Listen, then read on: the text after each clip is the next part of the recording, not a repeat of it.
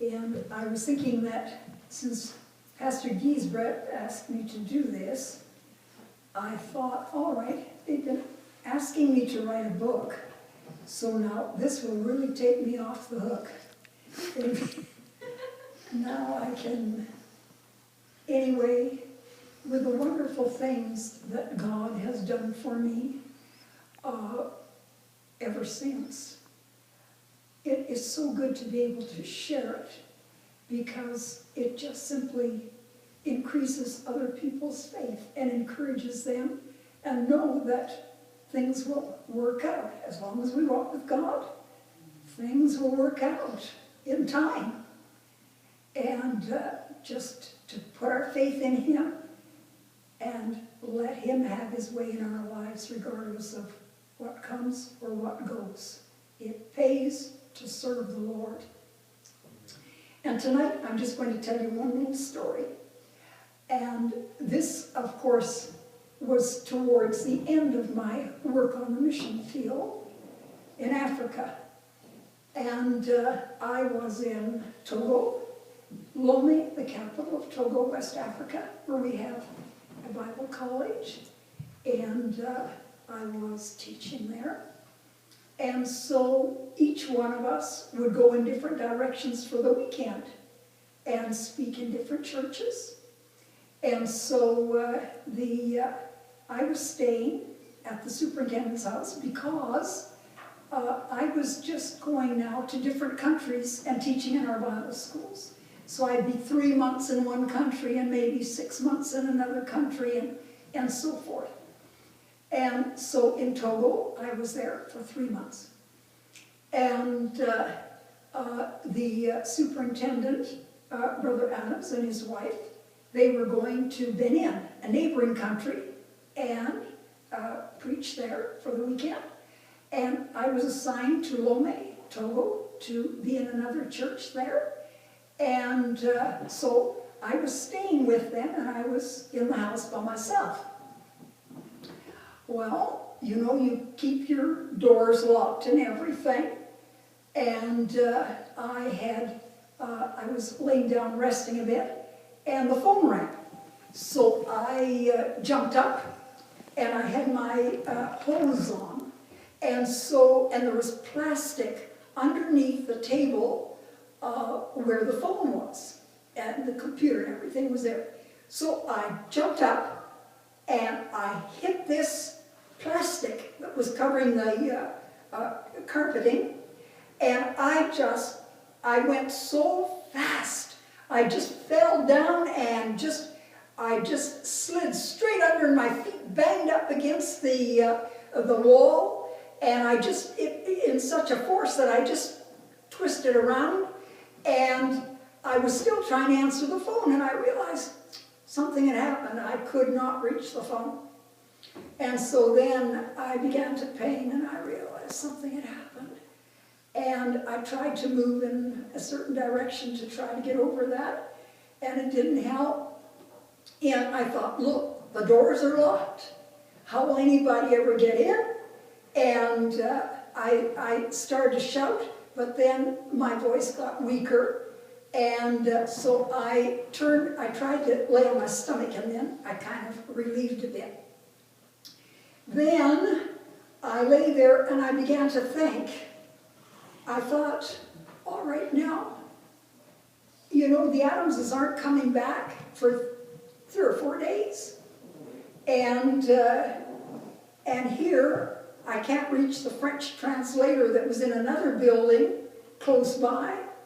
And I thought about different things now, what I was going to do, and I thought, well, if I was glad the air conditioner was on, because that's tropical country, and I just lay there. And I wiggled my way over to a rug where they could see me, because the windows to the outside, the door was glass, but there was just a curtain, you know, facing the outside of the house, and a curtain, you know, covering the door. And so if somebody could look carefully, they would see me laying there in front of the, you know, on the rug. So I lay there for some time, and of course I prayed, and I prayed. And then, just as clear, I didn't hear a voice, but the impression was so powerful that it just relaxed me thoroughly. And the scripture came, and all things work together for good to them that love the Lord and walk according to his will. And Romans 8:28. And I relaxed. I totally relaxed. There was nobody around, nothing. And I don't know, well, it was hours I was laying there. Two hours at least, if not more. And then one of the pastors, I guess it was that pastor that had called, beforehand, before he came, and he came up to the door. And so he rapped at the door, and then I was able to, he was able to hear me. And so then at the same time, the French translator came, and so I said, Semeran was his name. I said, Semeran, I said, I'm sure I've broken something.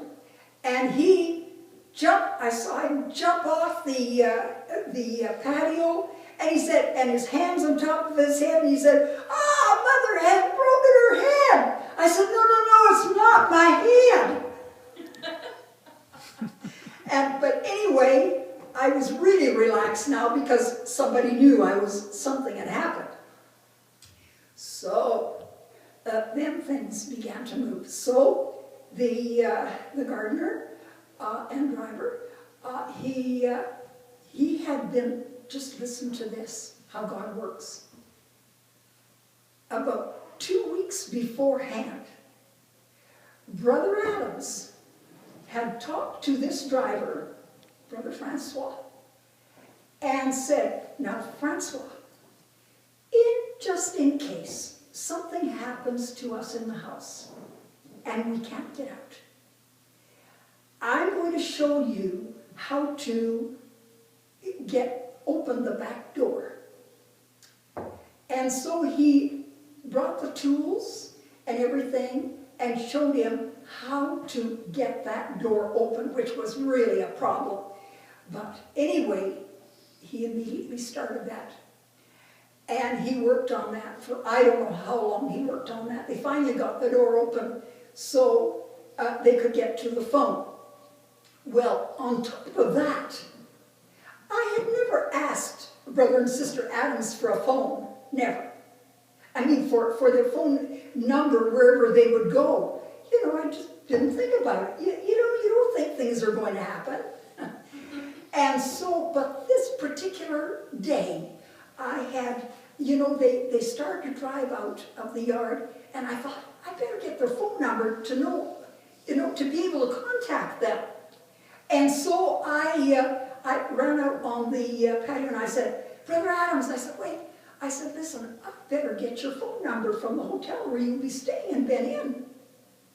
Oh yeah, that was a good idea. So he came in and he wrote down the phone number, and where did he put it? Right under the telephone. So as soon as they broke the door down and got in, immediately they got on the telephone and called Brother and Sister Adams. And Brother and Sister Adams, 3 hours, had just arrived in Ben-In. And so they told Brother Adams what had happened. And then Brother Adams was able to tell them who to get in contact with in order to get me to the hospital. Well, anyway, the only way, there was no ambulance available, and so they had to take me in a panel, one of these vehicles, like you're driving. The kind that you can open the back and you can put something in there. Well, they had to carry me out of the house on that rug. And I'm telling you, it was about 6 o'clock at night now, or maybe even a little later, because it was dark, pitch dark, and it was quiet. And every time they moved, somebody walked and moved me, I screamed screamed till I could hear myself echo all over the city, it seemed. I just screamed. It was so painful. And so anyway, then they were able to, I got to the hospital and they were able to give me something that helped and so forth. And then they got in touch with Medevac. And then the Medevac was going to come immediately for me from Winnipeg. That was our Canadian insurance I had, and under foreign missions. And so the Medevac, at first they said, all right, we will take her to Paris, France. And I said, and they asked me, is that okay? I said, no, because I do not know the French dialect. And I said, the missionaries there, they don't have time to fool it, to take it, to be mindful of me. So I said, I want to go home. I want to go to Edmonton, to where my family is. And, okay, then they said, all right then, word came back to Brother Adams, it's going to cost you $30,000. And are you willing to pay $30,000? Well, I was so under morphine, $30,000 meant nothing more than $10. And all I said, yes, I will pay $30,000 to get home to Edmonton. And then our foreign missions and Brother Foster, our business administrator, they got together. And Brother Barnell, who was our foreign missions secretary at the time, he sent word back. He said, just bring her home. We'll take care of it. Well, in the meantime, Brother Foster had worked on the head of the insurance company. He knew him, worked on him, and said it was agreed that they would just bring me home. And so the insurance paid $100,000 to bring me home. That was God. That was God. And so then the Medevac came from Winnipeg, and they have to have clearance of every country before they can fly over it. And so, okay, they got to England, but they couldn't get clearance of all the African countries. There was one African country that said no. And to this day, they would never tell me which one it was. Anyway, there was one African country that said no. And then it took a few days. So finally, around 10 days, it was on about the 10th day, then the African country agreed. And so the Medevac could fly from England and across those countries and pick me up in Togo, in Lund. And flew me home 21 hours for the flight home. We dropped down so many places. And anyway, I got safely to Edmonton. And after a few days, then I had my surgery on the hip. But the wonderful thing about it was, the most wonderful thing of this whole ordeal was the fact that God impressed upon me, and all things work together for good to them that love the Lord and are called according to his purpose. And I hung on that the whole time. And that is what is so wonderful. It can look rough ahead of us. It can look complicated, and you don't know which way to turn. But when God speaks to us in his word, that's all that's necessary, because we know it'll work out. And it did. It did. And I thank the Lord. The Lord bless you.